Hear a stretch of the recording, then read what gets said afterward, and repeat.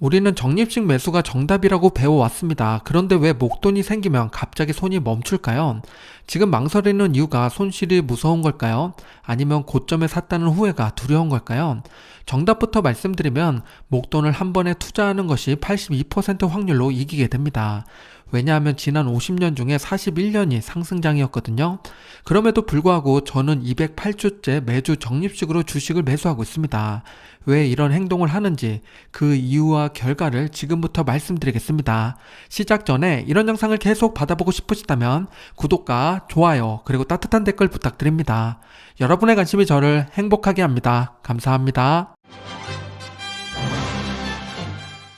요즘 증시가 많이 오르다 보니까 초단기 채권 같은 현금성 자산을 갖고 계신 분들 많을 겁니다. 이자가 4%다 보니까 인플레이션을 해지할 수 있고 필요시에는 주식을 매수할 수 있는 기회가 생기게 됩니다. 그럼 초단기 채권 일시불, 적립식 이렇게 세 가지 보기 중에서 어떤 투자가 가장 성적이 좋을까요? 댓글을 보면 목돈이 생겼는데 어떻게 투자할지 모르겠다. 내년부터 투자를 해보려고 하는데 어떻게 해야 되는지 모르겠다 하시는 분들이 많습니다. 우리가 궁금해하는 걸 어떻게 알았는지 뱅가드에서 데이터를 분석했는데요.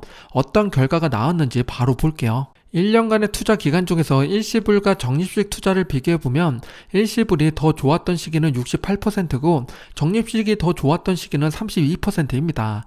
즉 1년 중에 8개월은 목돈을 한 번에 넣은 투자가 좋았던 것이고요. 반대로 하락이 발생됐던 경우가 4개월 정도 있었습니다. 그때는 당연히 적립식 투자가 더 유리했겠죠.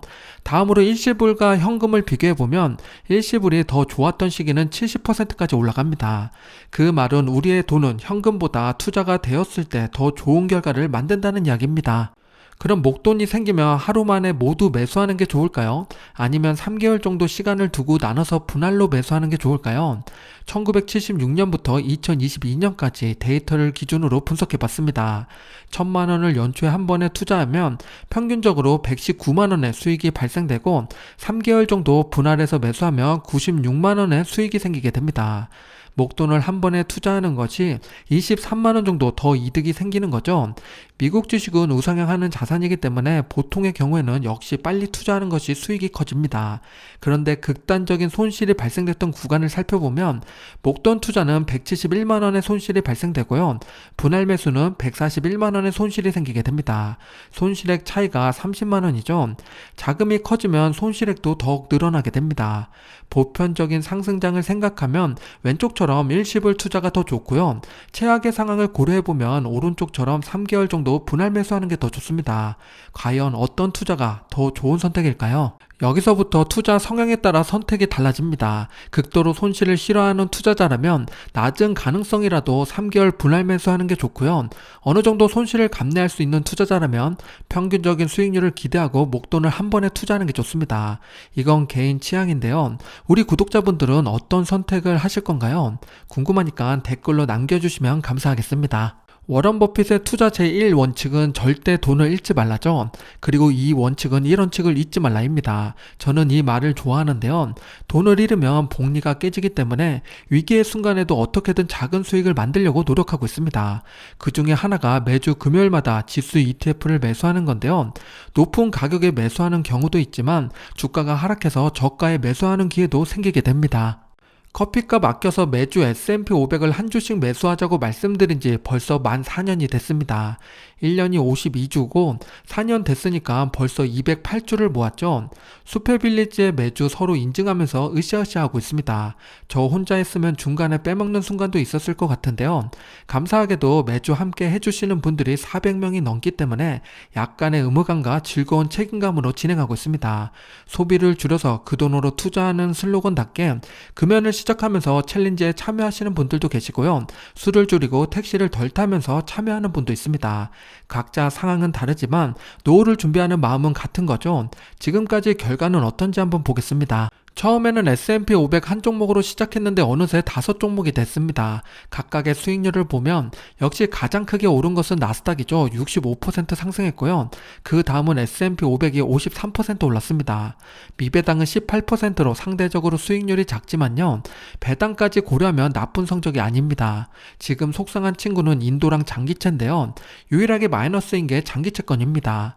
주식의 해지로 가져가는 종목이니까 나중에 위기가 찾아올 때 채권이 어떻게 움직이는지 지켜보겠습니다. 2026년부터 나도 미국 주식을 매수해볼까 하시는 분들 계시죠? 종목수가 너무 많아서 고민이 되실 겁니다. 기업에 투자하기에는 부담스럽고 지수 ETF를 투자하려는데 상품이 너무 많죠? 그럴 때 투자하기 좋은 ETF 하나를 소개드리겠습니다. 우리가 보통 투자하는 지수 ETF는 S&P 500, 나스닥 100, 다우존스가 있습니다. 그 중에서 대표적인 게 S&P 500이죠. 미국에 상장된 기업 중에서 대표적인 기업 500개를 모아서 투자하는 지수입니다. 처음 투자한다면 500개의 기업도 불안하다고 생각할 수 있는데요. 미국 전체 주식을 한 번에 투자할 수 있는 ETF가 있습니다. 그건 바로 VTI인데요. 부에 이르는 가장 단순한 길이란 책에도 나오는 종목입니다. 미국에 상장된 3,533개의 기업에 투자하는 ETF죠. 미국 전체를 품었다고 생각하시면 됩니다. 언젠가 빅테크 기업도 다른 기업으로 교체가 될 텐데요. 그때도 이 ETF는 종목을 교체하면서 계속 살아남게 됩니다. VTI를 조금 더 자세히 보면 S&P 500과 거의 비슷하죠. 실제로 S&P 500에 포함된 기업의 비중이 80%나 됩니다. 나머지 20%가 3,000개의 기업을 담고 있는 건데요. 시가총액 가족 방식이기 때문에 그 비중이 상대적으로 작습니다. 기업은 망해도 미국은 망하지 않는다고 생각이 들면 이 ETF도 좋은 투자가 됩니다. 그럼 S&P 500과 어떤 차이가 있는지 잠깐 볼게요. 우선 투자 기업 수를 보면 압도적으로 VTI가 많죠. 3,533개고 S&P 500은 507개입니다. 왜 500개가 아니라 507개냐면요. 두 개의 기업으로 나눠진 기업들도 있기 때문입니다. 구글이 대표적이고요. 총 보수를 보면 둘 다 저렴하죠. 0.03%입니다. 뱅가드 상품이라 그런지 비용이 작고요. 수익률은 어떤 차이가 있는지 바로 뒤에서 보겠습니다. 최근 10년간의 주가 차트를 보면 거의 겹쳐서 움직이는 걸 알 수 있죠. 그런데 2023년부터 파란색이 조금 더 올라가기 시작했습니다. 그건 S&P 500인데요. 그 이유는 빅테크 비중이 조금 더 높기 때문입니다. 그래도 10년간의 수익률 차이를 보면 12.2%밖에 차이가 나지 않죠. 나중에 빅테크 기업의 주가가 더 크게 조정을 받는다면요. VTI가 방어를 더 잘하게 됩니다. 추가로 배당금을 재투자할 것인가 아닌가를 비교해보면 재투자한 것이 57.2% 더 높은 수익률을 보이고 있습니다. 역시 배당금은 웬만하면 재투자해야겠죠. 현재 돈이 필요한 시기가 아니라면 꾸준히 복리로 굴리는 게 가장 좋은 선택입니다. 이번에 읽은 책에는 VTSAX라는 ETF가 나오는데요. 다양한 비교와 예시가 있었습니다. 알고 봤더니 VTI와 동일한 상품이었는데요. 오랜만에 좋은 책을 만나서 기뻤고 제 투자 성향과 너무 잘 맞아서 단숨에 읽었습니다. 결국 S&P 500과 같은 지수 ETF와 채권 그리고 현금을 잘 운영하면 경제적 자유에 도달할 수 있다고 하는데요. 국내 상장된 S&P 500은 한 주에 얼마일까요? 자산 규모가 큰 운영사 4개를 가지고 왔습니다. 현재 S&P 500을 매수하려면 한 주에 22,000원에서 25,000원 정도가 필요한데요. 이 돈은 커피값 아끼거나 배달 음식을 줄이면 당장 매수할 수 있는 금액입니다. 그럼 4개 운영사 중에 어떤 곳이 좋을까요? 같은 지수를 추종하기 때문에 우리가 봐야 될 것은 총 비용입니다. 그런데 표면적으로 총 보수밖에 나오지 않고 있죠. 누가 더 비싼지는 알 수 없습니다. 기타 비용과 매매 중개 수수료까지 더해서 봐야 되는데요. 바로 뒤에서 확인해 보겠습니다. 현재 기준으로 총 비용이 가장 저렴한 운영사는 타이거입니다. 0.104%인데요. 다른 운영사도 그렇게 높지는 않죠. 코덱스와의 차이는 0.02%밖에 안 됩니다. 이 정도 차이로 갈아타는 건 오히려 손해볼 수 있고요. 처음 매수하신다면 지금 저렴한 타이거가 괜찮습니다. 미국에 직접 투자하신다면 S&P 500도 좋지만 미국 전체를 품고 있는 VTI를 고민해 보셔도 좋습니다. 아쉽게도 한국에는 아직 VTI와 동일한 상품은 없고요. 최근 10년 동안의 연평균 수익률을 보면 14.66%나 됩니다. 꽤 높죠? 10년 동안 투자를 했다면 자산이 3배 이상 증가했다는 이야기인데요. 지금부터 투자하면 어떻게 될까요? 10년 평균 수익률을 가지고서 적립식 투자를 진행해 보겠습니다. 월 30만원씩 투자하면 20년 차이는 4억 3천만 원이 되고 30년 차이는 19억 4천만 원이 됩니다. 지금 20, 30대라면 노후를 위해서 30만 원씩 30년 투자해야겠죠? 40대 이상이라면 속상하지만 조금 더 금액을 높여야 됩니다. 저도 금액을 더 높여서 투자하고 있습니다. 수페 챌린지를 시작할 때는 30대 후반이었는데 어느새 40대가 됐습니다. 현재 만 4년 투자했고 17년 차가 되면 연금을 수령할 수 있는 나이가 됩니다. 웬만하면 수령보다는 지속적인 투자를 이어갈 건데요. 30년을 목표로 달려갈 겁니다. 30년 중에 4년 했으니까 이제 13% 진행된 거고요. 지금도 늦지 않았으니까 함께 투자하고 싶은 분들은 참여해 보시기 바랍니다. 저를 비롯해 많은 분들이 매주 수페빌리지에 매수 인증을 해주고 계십니다. 체결 내역 혹은 매수 문자를 캡처해서 올려주시면 되는데요. 저는 매주 금요일마다 보시는 것처럼 인증 내역을 올립니다. 이번 주는 영상에 넣으려고 월요일에 매수했고요. 종목은 S&P 500이나 나스닥 100처럼 지수 ETF면 됩니다. 수페빌리지 네이버 카페를 보면 왼쪽에 수페 챌린지 폴더가 있습니다. 오늘 캡처해서 가져온 건데요. 오늘도 많은 분들이 참여해 주셨습니다. 추가로 모든 인증글을 취합해서 일요일에 참여자 명단을 공개하고 있고요. 솔직히 말씀드리면 돈이 되는 것도 아니고 번거롭고 귀찮은 일이지만 우리 구독자분들이 올바른 투자 습관을 심어줄 수 있는 믿음 하나로 진행하고 있습니다. 벌써 4년이 됐고요. 아직 26년 더 남았으니까 부단히 노력해 보겠습니다. 지금까지 말씀드린 방법으로 투자하면 우리의 노후는 든든할 겁니다. 꽤 많은 자산이 쌓여있게 될 건데요. 그럼 돈을 많이 벌게 될 테니까 사용 방법도 알아야겠죠.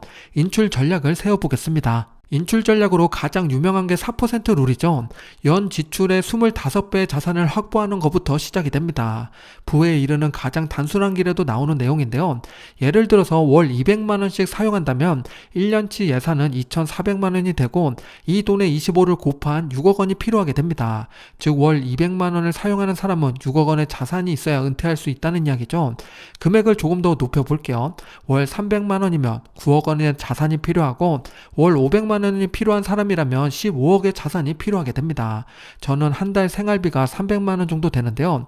9억 원의 자산이 있으면 경제적 자유를 얻을 수 있게 됩니다. 왜 그런지 자세히 설명드리겠습니다. 총자산 9억 원을 모았다고 가정해 볼게요. 여기서 4% 룰에 맞게 인출을 하면요. 월 300만원씩 1년에 3,600만원이 필요하게 됩니다. 그럼 우리에게 남는 자산은 8억 6,400만원이 되죠. 이 금액에서 1년 동안 10% 수익이 발생되면 수익은 8,640만원이 됩니다. 또다시 3,600을 인출해도 우리의 자산은 줄지 않고 오히려 늘어나게 되어 있죠. 이 과정을 반복하면 원래 자산이 더 늘어납니다. 4%로 인출을 잡는 것은요. 경제 위기랑 물가 상승을 고려한 결과인데요. 즉 나중에 3,600만원이 아니라 4천만원을 인출하는 날도 오게 된다는 겁니다. 이 모든 과정을 분석하고 안전마진을 생각한 게 4% 룰입니다. 4% 인출 전략을 쓰기 전에 우리가 한 가지 더 생각해 볼 게 있는데요. 처음부터 절세 계좌에 돈을 인출하면 될까요? 그건 아니겠죠. 인출 순서를 정리해 보겠습니다. 이것 또한 책에 나온 내용인데요. 1순위는 투자 외 소득을 먼저 사용하는 겁니다. 당연한 이야기지만 내가 소득 활동을 하고 있다면 그 돈부터 사용하는 게 좋겠죠. 투자 자산은 복리로 굴려가게 최대한 오래 놔두는 게 중요합니다. 그 다음 2순위는 잡동사니 투자를 정리하라고 이야기하는데요. 이건 우리가 주식 투자하면서 실패한 종목을 정리하라는 겁니다. 10년, 20년 투자하다 보면 아픈 손가락이 생기기 마련인데요. 그런 종목을 먼저 정리합니다. 마이너스 된 종목은 수익난 종목과 함께 정리하면 양도세 혜택을 받을 수가 있겠죠. 그 다음은 3순위가 배당과 이자 소득을 사용하는 겁니다. 주식 수를 줄이기 전에 내가 받고 있는 배당금을 먼저 사용하는 게 좋고요. 그리고 마지막으로 절세 계좌를 수령하는 게 좋습니다. 이런 순서로 인출하면 절세 계좌는 과세연 효과를 최대한 누릴 수 있게 됩니다. 심지어 연금저축은 경우에 따라서 연수가 올라가면 5.5에서 3.3%로 내려가게 되죠. 그래서 연금 수령은 늦게 할수록 좋은 겁니다. 마지막 단계인 연금저축 인출 전략을 조금 더 자세히 보면 지금부터 10년간 투자하고 10년 차부터 인출한다고 가정해 보겠습니다. 현재 연금소득세 적용되는 금액은 1,500만원인데요. 작년에 1,200만원이었는데 300만원이 오른 겁니다. 마찬가지로 10년이 지나서 물가상승률 3%를 적용해 보면 한도 금액은 2천만원으로 올라갈 가능성이 높습니다. 그런 식으로 계산을 해보면 30년간 우리가 인출할 수 있는 돈은 총 8억 정도가 됩니다. 그리고 공제받지 않는 원금이 있다면 그 돈은 언제든지 인출이 가능하죠. 대략적으로 10억 정도는 쉽게 인출할 수 있다는 건데요. 여기서 한 가지 궁금한 게 있죠. 10억 이상은 어떻게 되느냐 이건데요. 예를 들어 보겠습니다. 연금저축으로 총 자산 20억을 만들었다고 가정해 보겠습니다. 이 중에서 8억 원은 앞에서 말씀드렸듯이 공제받은 원금이면 연금소득세 5.5%가 적용이 되고요. 공제받지 않는 원금이 2억이 있다면 그 돈은 아무 때나 인출할 수 있습니다. 문제는 수익금 10억 원인데요. 이 돈을 인출할 때는 두 가지 중에 선택을 해야 됩니다. 종합과세와 분리과세인데요. 종합과세는 내 소득과 합산돼서 세율이 적용되고 분리과세는 지방세 포함해서 16.5%입니다. 이건 내 소득이 얼마냐에 따라서 선택이 달라질 텐데요. 노후자금을 사용하는 순서에서 연금이 4순위였듯이 이건 가장 늦게 찾는 돈입니다. 빠르면 60세 정도가 되겠죠. 심지어 앞에 있는 원금 8억 원이랑 2억 원을 인출해야 수익금에 도달하게 됩니다. 즉 이 돈은 적어도 70세는 넘어야겠죠. 그때 되면 소득이 없는 경우가 대부분일 겁니다. 즉 종합과세로 받는 게 더 유리한 구간이 되는데요. 종합과세 세율에 따르면 인출 금액을 보면 다음과 같습니다. 6.6%로 월 116만원까지 인출이 가능하고요. 16.5%가 적용된다면 월 416만원까지 인출할 수 있습니다. 분리과세 16.5%가 높아서 연금저축에 많은 돈을 넣기 꺼려 하시는 분이 계시다면요. 너무 걱정하지 않으셔도 됩니다. 인출 전략을 말씀드렸지만 우리가 가야 할 길은 아직 멀었죠. 지치지 말고 함께 뛸 수 있도록 오늘 같은 동기부여 영상도 가끔 올리겠습니다. 그리고 부에 이르는 가장 단순한 길을 읽으면서 숲의 챌린지와 너무 닮아서 많이 놀랐는데요. 챌린지 하시는 분들은 꼭 한번 읽어보시기 바랍니다. 요즘같이 복잡한 시대에 오히려 단순한 게 정답이라는 걸 다시 한번 깨닫게 해준 책입니다. 책에 대한 내용은 아래 고정 댓글을 확인해 주시고요. 지금까지 숲이었습니다. 오늘 영상이 마음에 드셨다면 구독과 좋아요 부탁드립니다. 오늘도 성공 투자하세요.